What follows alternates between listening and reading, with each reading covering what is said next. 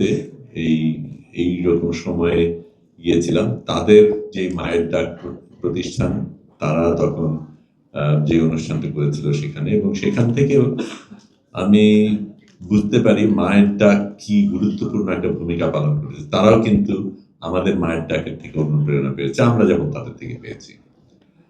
আজকে এখানে অনেক গুণীজন এখানে আছেন, আমি সকলের নাম বলবো না। ফখরুল ভাই তো অবশ্যই আছেন, অন্যরা আছেন।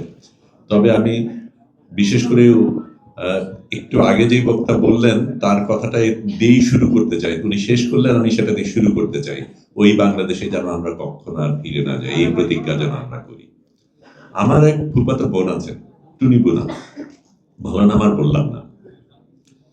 ৭১-এর ২৫শে মার্চের রাতে ওনার স্বামী শামসুজ্জামান, উনি ছিলেন চট্টগ্রাম পোর্ট ট্রাস্টের চিফ ইঞ্জিনিয়ার, তাকে পাক হানাদাররা ধরে নিয়ে যায়।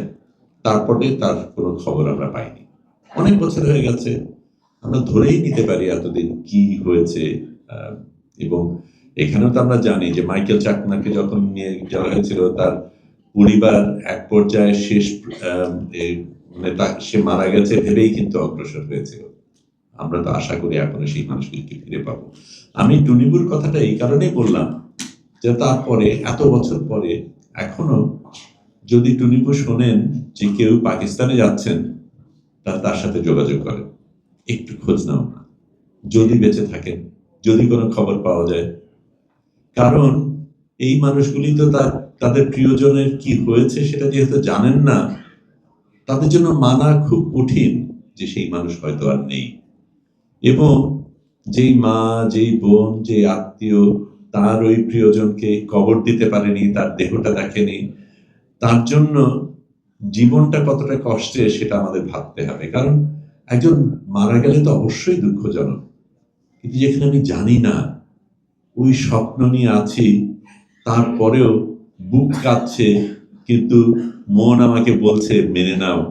এই মেনে নেওয়াটা খুব কঠিন, এবং এই মেনে নেওয়াই আমাদের করতে হচ্ছে আজকে এরকম জায়গায়। কারণ সত্যিকার অর্থে আমরা এখনো সেই শেষ বিচার পাইনি, সত্যিকার অর্থে কি হয়েছে জানি না।